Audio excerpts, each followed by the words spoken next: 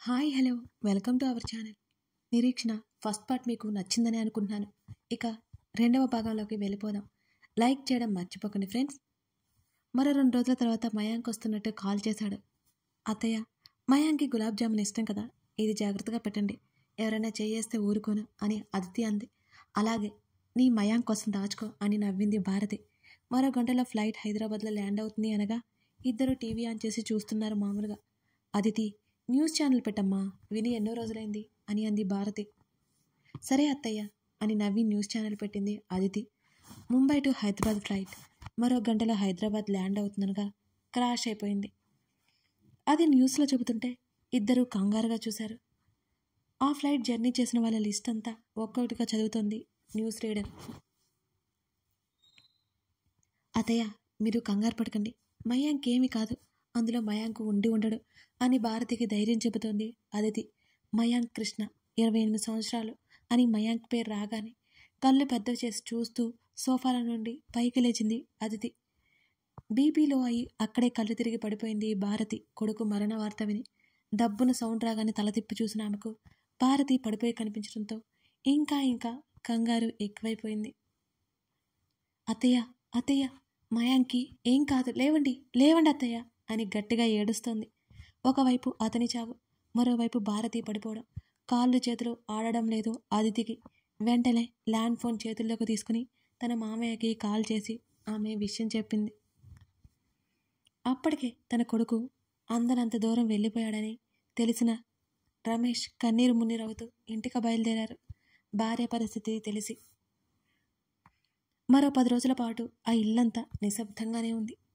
నవ్వుతున్న మయాంక్ ఫోటో హాల్లో గోడకు తగిలించి ఉంది. దాని ముందు దీపం పెట్టి ఉంది. దండ మార్చి ఆ ఫోటో వైపు ఒకసారి చూసి కన్నీళ్లు పెట్టుకుంది అదితి. చలనం లేనట్టు కొడుకు ఫోటో చూస్తూ దూరంగా కూర్చుని ఉంది భారతి. ఉన్నట్టుండి పెద్దగా ఏడుపు మొదలుపెట్టింది భారతి. కంగారుగా ఆమె దగ్గరికి వెళ్ళి హత్తుకుని ఆమెని కుదుటపరిచే ప్రయత్నం చేసింది అదితి. అదితి, నా మయాంక్ రాలేదేంటి, ఈ అమ్మ వాడి కోసం ఎదురు చూస్తుంది అని గట్టిగా ఏడుస్తూ ఆవిడ పిలుస్తుంటే అదితికి కన్నీళ్ళు ఆగనేలేదు. తన దగ్గర ఎంతో అల్లరి చేసేవాడో గుర్తుకు రాగానే ఇంకా ఏడుపు వచ్చింది అదితికి. అలాగే స్పృహ కోల్పోయింది భారతి. 10 రోజులుగా అలాగే తిరుగుతోంది ఆ ఇంట్లో. వర్కర్స్ హెల్ప్తో ఆవిడని తీసుకెళ్ళి గదిలో పడుకోబెట్టి డాక్టర్స్ ముందుగానే చెప్పిన మెడిసిన్ ఆవిడకి వేసి బయటకు వచ్చింది అదితి. అది 10 రోజులుగా జరుగుతూనే ఉంది. హాల్లో గోడకి ఆనుకుని కింద కూర్చుని మయాంక్ ఫోటో చూస్తోంది ఆమె. రోజీ, అదితి ఎక్కడుందో తెలిసింది అని ఫోన్లో రోజీతో చెప్తున్నాడు మోక్ష్. నువ్వు అక్కడికి వెళ్ళిన తర్వాత నాతో మాట్లాడించు మోక్ష్ అని రోజీ సంతోషంగా అంది. సరే బాయ్. సంతోషంగా అదితి ఉన్న ఆ అడ్రస్ తలుపు తట్టాడు మోక్ష్. ఎవరో కాలింగ్ బెల్ పదే పదే కొడుతుంటే వర్కర్స్ ఎవరూ కనిపించలేదు. తనే లేచి వెళ్ళి తలుపు తెరిచింది. ఎదురుగా కనిపిస్తున్న మోక్షని చూసి ఆమె కళ్ళు ఒక్కసారిగా పెద్దవైపోయాయి. ఆ విశాలమైన కళ్ళలో నుంచి కన్నీరు ధారల ఆమె చెంపల మీదుగా ప్రవహిస్తున్నా. అదితి కనబడగానే సంతోషం అతని కళ్ళల్లో కన్నీటి చెమ్మను చేర్చింది. తన్ని తాను సముదాయించుకుని ఆమె వైపు చూశాడు మోక్ష్. కనీసం నుదుటిన బొట్టు లేదు. కాటన్ డ్రెస్ వేసుకుని కనిపించింది అతనికి. ముఖమంతా పేక్కుపోయి ఉంది. ఏడ్చిందానికి గుర్తుగా ఉంది. ఆమె తన అతిథియేనా? అర్థం కాలేదు అతనికి. మోక్ష రాక సంతోషంగా ఉన్నా కానీ ఇప్పుడు ఆమె చేతుల్లో ఏమీ లేదు. అతను ఎందుకు వచ్చాడో అర్థం కాలేదు ఆమెకి. బేబీ అంటూ ఆమెను గట్టిగా హత్తుకున్నాడు మోక్ష్. రాతి బొమ్మలా మౌనంగా నిలిచింది ఆమె. కన్నీరు కూడా ఆమె కళ్ళలో చేరలేదు. గుండె మాత్రం చెరువైపోతుంది. వదులు అని గంభీరంగా చెప్పింది అదితి. ఎక్కడికి వెళ్ళిపోయా ఇన్ని రోజులు అంటూ ఉద్వేగంగా ఆమెని అల్లుకుపోతున్నాడు అతను. అతని హృదయం మీద ఆమె 2 చేతులతో బలంగా వెనక్కి తోసింది అదితి. ఆశ్చర్యంగా ఆమెను చూశాడు. బేబీ అని అతను అంటుంటే మేనర్స్ లేదా ఏంటి? గట్టిగా అరిచింది అదితి. ఎప్పుడు అతని చిన్న మాట కూడా అనని ఆమె అలా అరుస్తుంటే అతని మనసు బాధగా మూలిగింది. ఎన్నో రోజుల తర్వాత చూస్తున్నాడు ఆమెని. బేబీ ఏమైంది? ఆమెను దగ్గరికి తీసుకున్నాడు అతనికున్న చనువుతో. ఆమె పెదవులు అందుకోపోతుంటే అతన్ని చెంప మీద గట్టిగా కొట్టేసింది అదితి. బాధగా చూశాడు. చెంప మీద అలాగే చెయ్యి పెట్టుకుని. ఏంటి బేబీ ఇలా అయిపోయావు? ఇంకా ఆమెనే చూస్తూ అన్నాడు అతను. ఒకప్పుడు ఏంజెల్లా ఉండే ఆమె గుర్తుపట్టలేనట్టే మారిపోయింది. నువ్వెందుకు వచ్చావు ఇక్కడికి అని అడిగింది అదితి. అతన్ని చూడగానే ఆమె సంతోషంగా ఉంటుందని అతను ఎక్స్పెక్ట్ చేశాడు. కానీ దానికి విరుద్ధంగా ఆమె అడుగుతున్న ప్రశ్నకి ఆశ్చర్యపోయాడు మోక్ష్. బేబీ అన్నాడు అయోమయంగా. చూడు మోక్ష్, ఇది మా అత్తగారి ఇల్లు. నాకు ఆల్రెడీ పెళ్ళైపోయింది. నువ్విక్కడ ఇలా మాట్లాడడం బాగోదు. ప్లీజ్ వెళ్ళిపో అని చేతులెత్తి దండం పెట్టింది అదితి. మోక్షకి తను వింటున్నది నిజమో కాదో అర్థం కాలేదు. అదితికి పెళ్ళైపోయిందా? తన అదితికి పెళ్ళైపోయిందా? అదితి, ఏం మాట్లాడుతున్నావు అన్నాడు అయోమయంగా. నేను సరిగ్గానే మాట్లాడుతున్నాను. నాకు పెళ్ళైపోయింది అని గట్టిగా చెప్పింది. మోక్ష్ కళ్ళల్లో నీటి చెమ్మ అలుముకుంది. అదితి, నేను నమ్మను. నేనంటే నీకు ఎంత ఇష్టమో నాకు తెలుసు. ప్లీజ్ ఇలా మాట్లాడుకో అన్నాడు ఆమె చేతులు పట్టుకుని. నిజమే చెబుతున్నాను. అర్థం చేసుకోకుండా ఇక్కడ నీ పంచాయతీ ఏంటి? ప్లీజ్ నన్ను విసిగించకుండా వెళ్ళిపో అని కఠినంగా చెప్పింది. ప్లీజ్ నాతో వచ్చే. ఈ మాట వినడం నా వల్ల కాదు. కలలో కూడా నువ్వు ఇంకొకరికి సొంతం అనుకుంటుంటే నేను తట్టుకోలేను అని అన్నాడు. అతని కంటి నుంచి సన్నటి నీటిదారలు కారిపోతున్నాయి. చెప్తుంటే అర్థం కాదా నీకు? గొడవ చేయకుండా ఇక్కడి నుంచి వెళ్ళు మోక్ష్. ఆమె ముఖంలో భావాలు అతనికి అర్థం కావడం లేదు. నేను వద్దా నీకు హా అని అతను దీనంగా అడుగుతుంటే ఆమె మనసులో లోపల ముక్కలవుతోంది.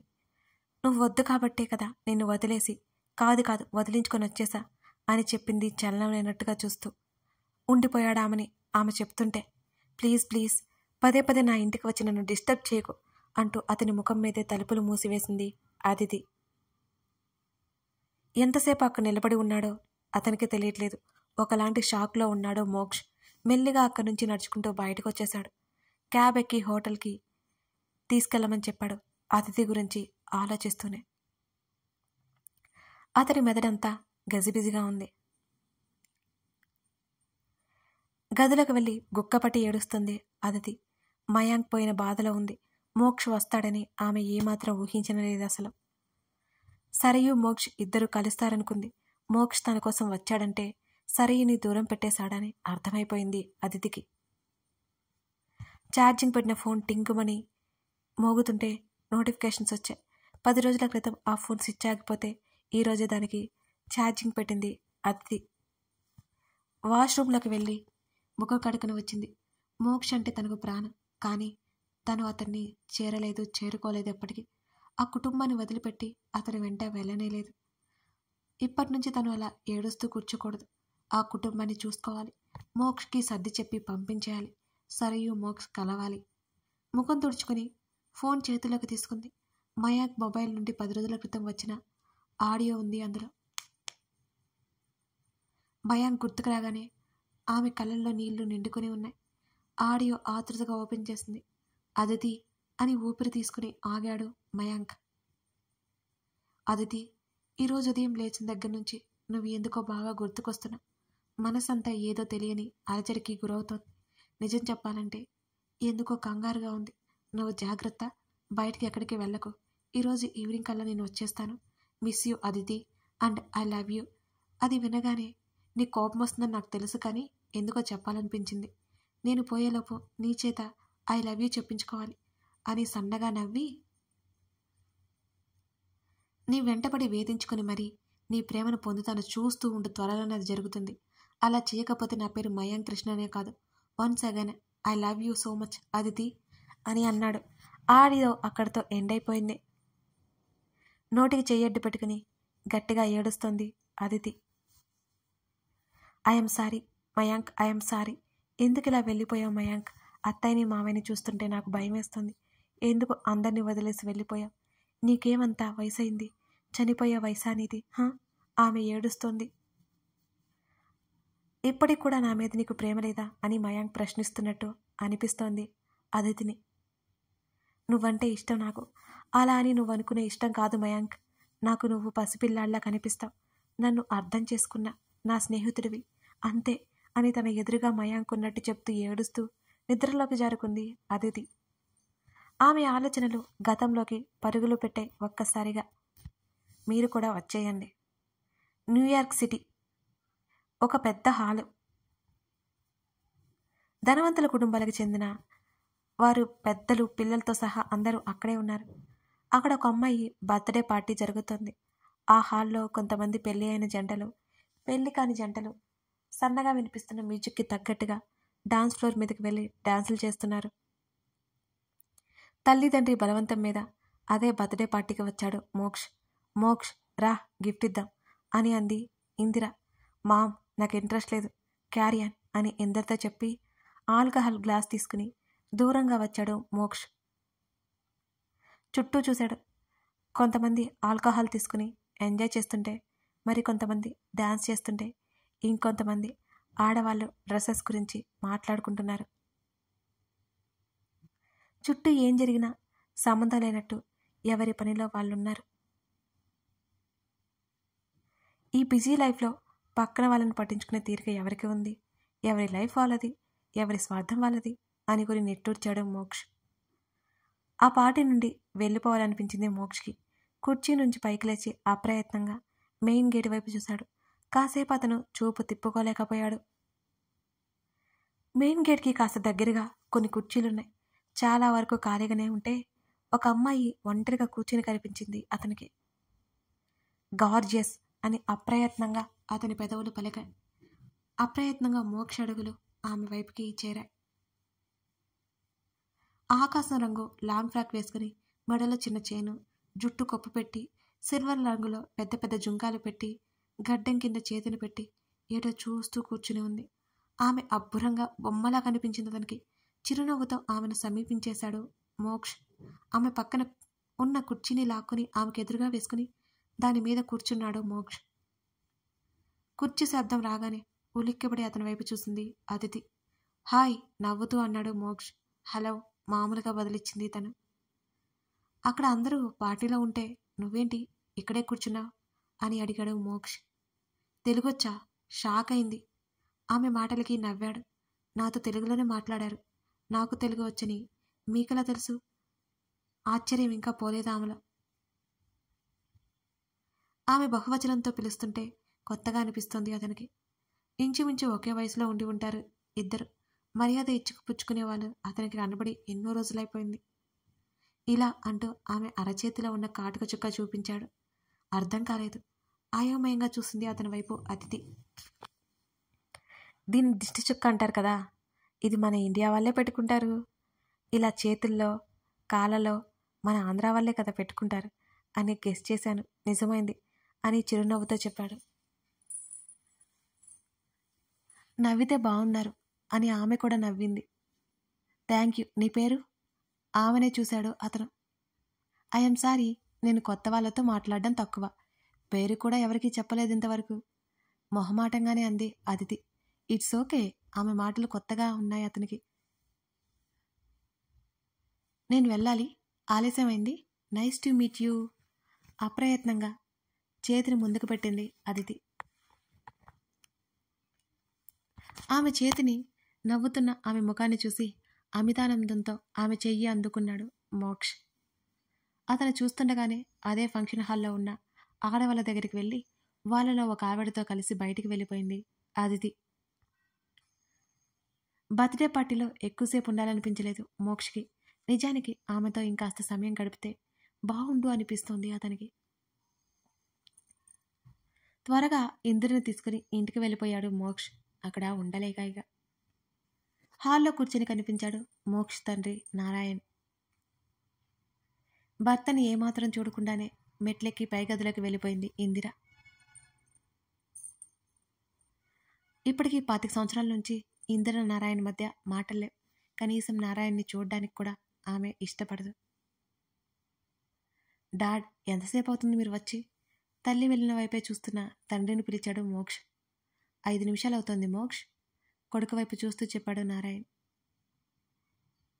డాడ్, టైం ఎంత తెలుసా? రాత్రి 10 గంటలు అవుతుంది. మీరు ఇప్పటివరకు ఆఫీస్ వర్క్ అంటూ ఆలస్యంగా వస్తే హలా? మీ హెల్త్ ఏమవుతుంది అని అడిగాడు మోక్ష్. తండ్రి బాధ తెలిసినా ఏమీ చేయలేని పరిస్థితి మోక్షది. ఓదార్పుగా తండ్రి చేతి మీద చేయి వేశాడు. బదులుగా చిరునవ్వు నవ్వి ఇంకేం మాట్లాడలేదు. రండి డాడ్, డిన్నర్ చేద్దాం అని అడిగాడు మోక్ష్. మీరు పార్టీకి వెళ్ళారు కదా, అక్కడ డిన్నర్ చేయలేదా అని అడిగాడు నారాయణ్. లేదు డాడ్, నేనే అమ్మని త్వరగా తీసుకొచ్చేశాను, అక్కడ నచ్చలేదు నాకు అని అన్నాడు మోక్ష్. ఎందుకలా?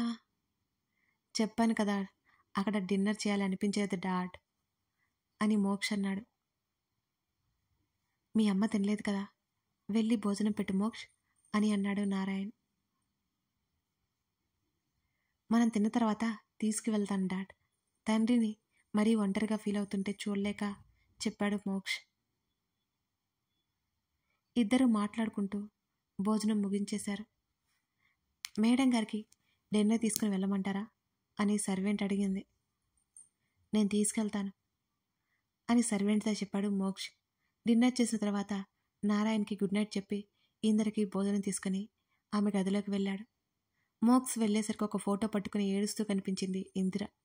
కథ కొనసాగుతోంది. ఇదన్నమాట అదితి మోక్షల ఫస్ట్ మీట్. అతిథి మనసులో ఇంతకీ ఎవరున్నట్టు? ఇందిరా నారాయణ్కి ఎందుకు మాటలు లేవు? వాళ్ళ మధ్య ఏం జరిగింది? ఈ కథ మీకు నచ్చిందనే అనుకుంటున్నాను. లైక్ చేసి కామెంట్ చేయడం మర్చిపోకండి friends. Thank you for watching this video.